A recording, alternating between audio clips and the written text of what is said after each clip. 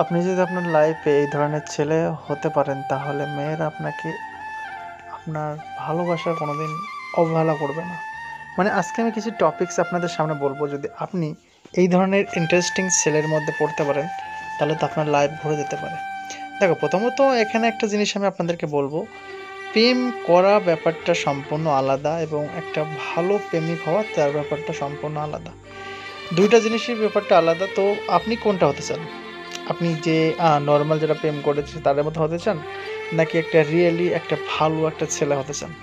তো দেখো, আজকের ভিডিওতে আমি আপনাদের এই ধরনের টপিকস নিয়ে আলোচনা করব যে আপনি কি ধরনের হলে তাহলে মেয়েরা বেশি আপনাকে মানে পাত্তা দেবে। ইয়েস, মানে এক ধরনের ছেলে আছে যাদেরকে সবসময় মেয়েরা অনেক বেশি খেয়াল রাখে এবং অনেক বেশি ভালোবাসে। সেই ছেলেগুলো কীরকম ছেলে?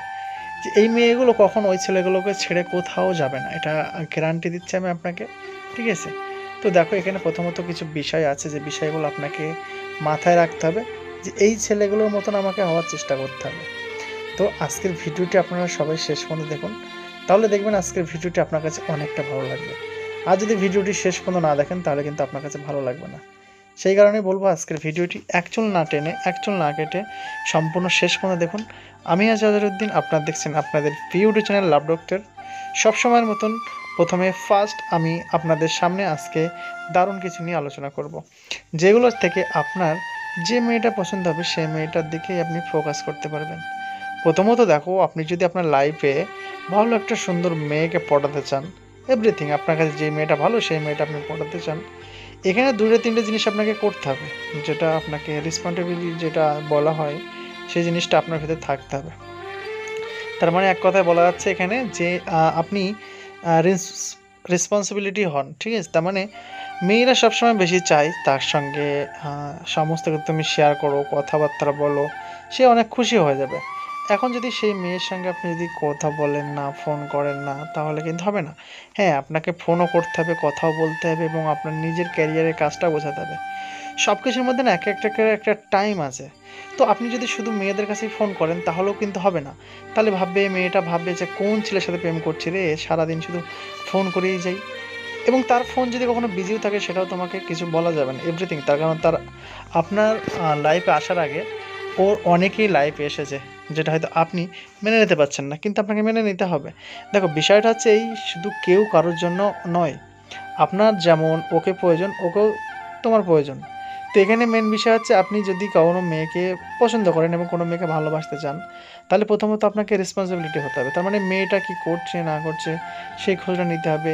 এবং শুধু ফোন করাটাই কিন্তু বড় কথা নয় যে আপনি একজনকে ফোন করলেন এবং সেটাই আপনি অনেক বড় কিছু করে ফেলেছেন। না বন্ধু, এরকম নয়। আপনি আপনার লাইফে যখন দেখবেন যে অন্য কোনো মেয়েকে আপনি ঢোকাতে চাচ্ছেন, তখন আপনার লাইফটাকে অনেকটা চেঞ্জ করতে হবে, এভরিথিং অনেকটা চেঞ্জ করতে হবে। আর আপনি যদি আপনার লাইফ চেঞ্জ না করতে পারেন তাহলে কিন্তু হবে না। কারণ মেয়েরা সবসময় চায় যে আমি যে ছেলেটাকে ভালোবাসবো সেই ছেলেটা যেন আমাকেও ভালোবাসে এবং সেই ছেলেটা যেন আমাকে টাইম দেয়।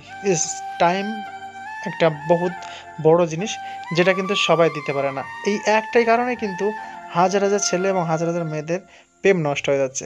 দ্বিতীয় কথা, শুধু মেয়েদের পেছনে টাইম দেবেন, আপনার লাইফে কেরিয়ারে কিচ্ছু গোছাবেন না, সেগুলো কিন্তু হবে না।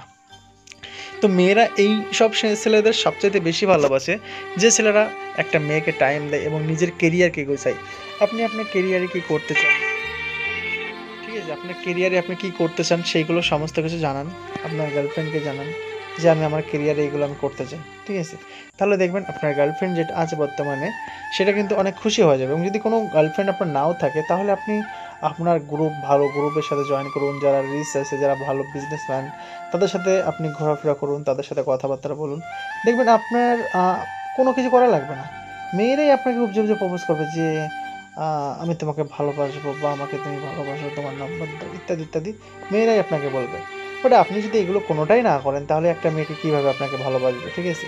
তো একটা মেয়েকে যখন আপনি ভালোবাসতে যাবেন বা একটা মেয়েকে যখন পটাতে যাবেন, আগে নিজেকে গুছিয়ে নিন। যে আমি যদি এই মেয়েটার কাছে যাই, প্রপোজ করি, তাহলে এই মেয়েটা আমাকে ঘুরিয়ে দেবে না তো? এই মেয়েটা আমাকে ঘুরিয়ে দেবে না তো? এইগুলো আপনাকে নিজে থেকে আগে আগে ভাবতে হবে। আপনি যদি নিজের থেকে না ভাবেন, নিজেকে আগে গুছিয়ে না নেন, তাহলে আপনি একটা মেয়ের কাছে যাবেন, যে সেই মেয়েটাকে প্রপোজ করবেন, সেটা কেমন হবে? অবশ্যই ভালো হবে না। তো সেই কারণেই আমি আপনাকে বলব যে আপনি আগে নিজেকে গুছিয়ে নেন। যে আমি যদি এই মেয়েটার কাছে যাই বা এই মেয়েটাকে আমি প্রপোজ করি, তাহলে এই মেয়েটা আমাকে ফিরিয়ে দেবে না। Let's see. তো আগে নিজেকে গুছিয়ে নিন।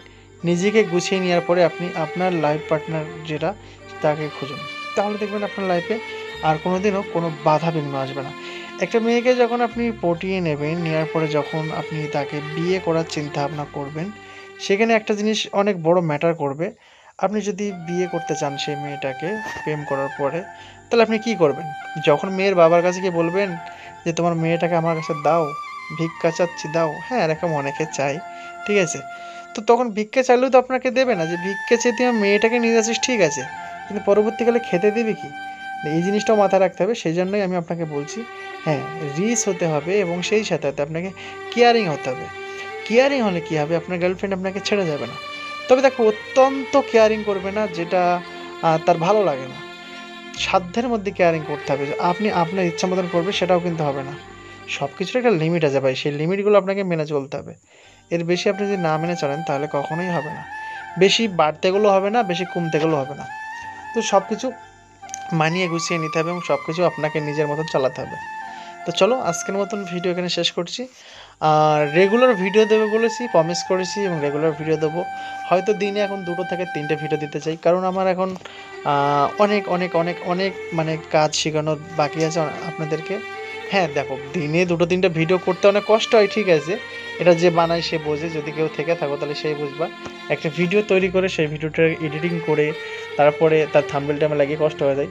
কিন্তু দেখো আমি আপনাদের জন্য কষ্ট করতে চাই, কারণ কষ্ট করলে কিন্তু কষ্টের ফল একদিন আসবে। আমার একটি ভাই কমেন্ট করেছিল, যে আগের ভিডিওতে বলেছিলাম যে ভাই আপনি কষ্ট করুন, আপনি অবশ্যই অবশ্যই ওয়াইটিতে সাকসেস পাবেন। হ্যাঁ আমি যদি বলি ছোটোখাটো আমি সাকসেস, ঠিক আছে, তো আপনি তো মানবেন না যে আপনি ছোটোখাটো সাকসেস কেমন, কারণ আপনার ভিডিওতে ভিউ আসে না। ইয়েস আমি এটা মানি, কিন্তু আপনাদের জন্য আপনারা যদি আমাদেরকে হেল্প করেন, আমি আপনাদের প্রতিদিনই এই ধরনের ভিডিও দেবো এবং আপনাদেরকে হেল্প করব। লাস্ট ভিডিওতে আমাদের 26 মানে 26টা লাইক এসছে এবং 7খানা কমেন্ট এসছে। তো আমি চাই এইগুলো আরও বেশি অতিক্রম করতে। এখানে আমার 100টা লাইক হলে ভালো হতো, অথবা আমার যদি 20টা বা 25টাতে কমেন্ট আসতো তাহলে ভালো লাগতো। এখন আপনার যত বেশি বেশি লাইক কমেন্ট করবেন, তত বেশি বেশি আমি সুন্দর সুন্দর ভিডিও নিয়ে আসবো আপনাদের সামনে। তবে এইভাবে তৈরি হন, যেভাবে আমি বললাম এইভাবে তৈরি হন। দেখুন না মেয়েরা আপনার পেছনে লাইন দেয় কি না, তারপরে আমাকে বলবেন 2 মাস পরে এসে আমাকে এই ভিডিওতেই কমেন্ট করে বলবেন, ভাই তোমার এই ভিডিওটা দেখে আমি এমনটা তৈরি হয়েছিলাম, বাট আমি তো লাইফে সাকসেস পাচ্ছি না। তুমি যখন লাইফে সাকসেস পেয়ে যাবে তখন তোমার কাউকে লাগবে না, অন্য কেউ আপনাকে খুঁজে নেবে। ইয়েস, অন্য কেউ আপনাকে খুঁজে নেবে এবং বলবে যে ভাই দাদা আপনার নাম্বারটা দিন, আপনার সাথে প্রেম করবো, বা আমার একটা দিদি আছে, আমার একটা দাদা আছে, ইত্যাদি এভরিথিং। ছেলে মেয়ে দুটোকেই বললাম, লাইফে সাকসেস হও, লাইফে কষ্ট করতে শেখো। কষ্ট করলে অবশ্যই অনেক কিছু আসবে। সুখ জিনিসটাকে বিসর্জন দাও, তবেই তো লাইফে মেয়ে পড়বে, ছেলে পড়বে। চলো আজকের মতন বিদায় নিলাম, টাটা বাই বাই।